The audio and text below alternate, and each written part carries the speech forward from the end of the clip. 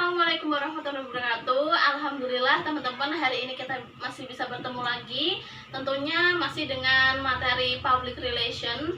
Nah, tema hari ini yang akan kita bahas adalah tentang pentingnya kode etik bagi seorang public relation profesional.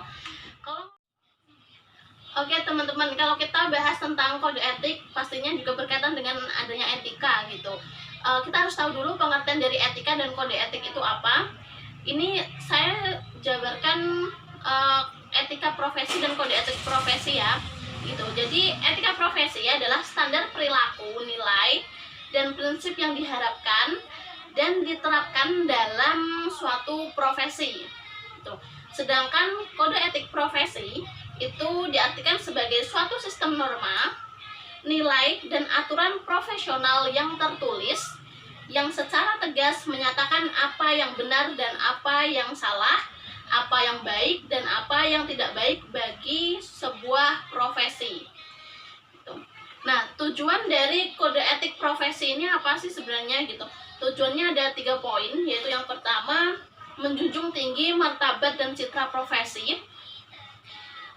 Yang dimaksudkan di sini adalah ketika ada sebuah organisasi atau sebuah perusahaan dibentuk adanya kode etik profesi. Misalkan kita bisa lihat mungkin contoh kode etik adalah kode etik guru, kode etik kedokteran, kode etik Polri, seperti itu. Nah, menjunjung tinggi martabat dan citra profesi. Kenapa kok kode etik bisa menjunjung tinggi martabat dan citra profesi gitu? Karena ya tujuan dari kode etik ini adalah kan setiap apa yang diatur dalam kode etik merupakan larangan-larangan baik yang ditujukan kepada sebuah instansi atau organisasi yang diatur tersebut gitu. Jadi tentu dengan diberlakukannya kode etik tersebut, maka secara tidak langsung akan sebuah organisasi tersebut atau sebuah perusahaan tersebut akan dianggap memiliki integritas, memiliki tanggung jawab yang besar dengan kode etik tersebut gitu. Apalagi jika semua anggota masyarakatnya bisa mematuhi kode etik yang telah dibuat bersama. Yang kedua, tujuan dari kode etik profesi adalah menjaga dan memelihara kesejahteraan anggota. Kenapa kok dikatakan bisa menjaga dan memelihara kesejahteraan anggota? Karena balik lagi pada poin yang diatur dalam kode etik adalah larangan-larangan baik yang ditujukan untuk mengatur bersama, untuk kesejahteraan bersama. Jadi dalam kode etik itu, ketika di situ sudah diterapkan suatu aturan, maka nggak mungkin aturan itu yang akan menjadi menyusahkan atau malah menyengsarakan anggota kelompok itu sendiri gitu. Justru larangan-larangan yang dibuat bermaksud baik untuk menjaga nama baik diri sendiri, seorang profesional tersebut, dan nama baik perusahaan atau organisasi tersebut. Nah, yang ketiga yaitu tujuan kode etik profesi meningkatkan pengabdian para anggota profesi. Mengapa kok bisa meningkatkan pengabdian para anggota profesi? Karena semakin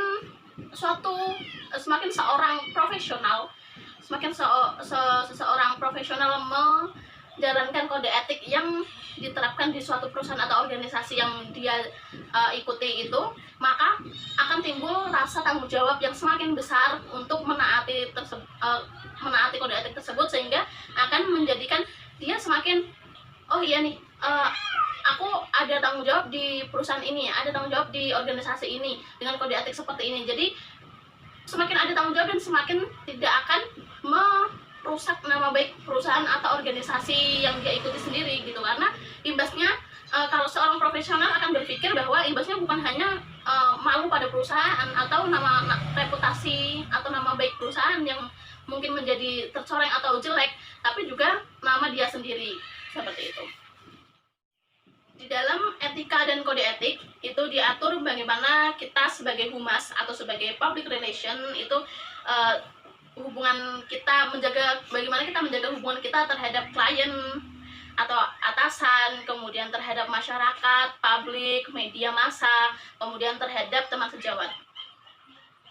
Seorang pekerja profesional, tak terkecuali dengan pekerja public relation atau kehumasan, menganggap bahwa ketaatan terhadap kode etik yang telah diterapkan merupakan kewajiban dan bersifat naluriah gitu, sehingga ketika mereka melakukan pelanggaran, mereka akan berpikir bahwa mereka akan merugikan diri sendiri gitu. Jadi bukan hanya mereka merugikan nama baik perusahaan yang mereka bawa, namun juga nama baik mereka sendiri. Kode etik disusun oleh organisasi profesi itu sendiri.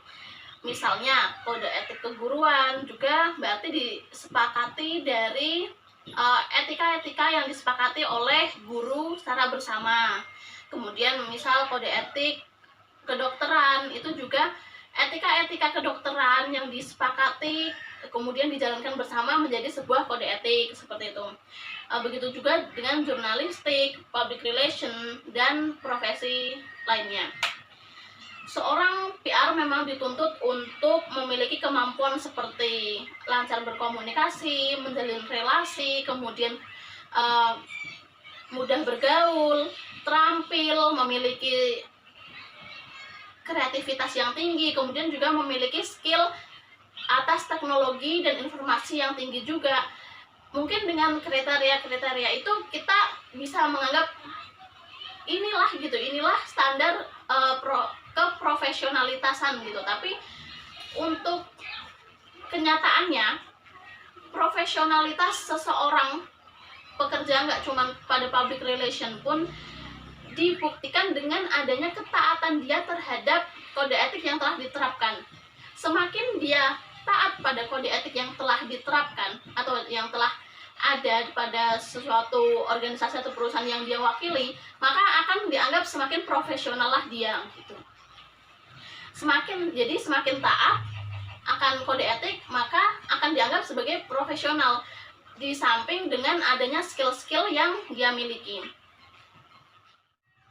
Nah, dengan mampu menjalankan kode etik yang telah diterapkan atau yang telah diberlakukan pada suatu organisasi atau perusahaan tersebut, maka seorang public relation akan menjadi lebih tahu gitu, lebih mendalam tentang pekerjaannya yang dijalani, terus kemudian lebih mudah jika seperti ini tuh harus seperti apa, kemudian jika terjadi krisis ini harus bertindak apa. Dia akan lebih tahu dan lebih bertanggung jawab terhadap pekerjaannya. Apalagi pada saat ini, ketika di zaman saat ini dengan kebebasan pers yang seluas-luasnya, kebebasan berpendapat seluas-luasnya, kemudian kebebasan berekspresi, maka kode etik dalam sebuah profesi, utamanya dalam profesi public relation ini sangat penting.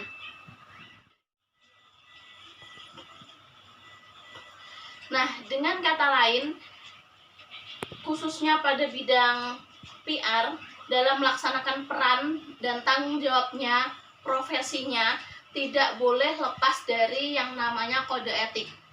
Karena kode etik atau etika inilah sebagai standar moral yang harus dipegang oleh seorang profesional, utamanya profesional public relation. Oleh karena itu, seorang PR profesional adalah pribadi yang mampu memahami dan menerapkan setiap kode etik dan etika profesi dengan benar sesuai profesinya dan berdampak pada jaringan profesinya maupun dirinya sendiri. Oke, terima kasih. Itu tadi materi belajar kita hari ini. Sampai bertemu di materi yang lainnya. Terima kasih. Wassalamualaikum warahmatullahi wabarakatuh.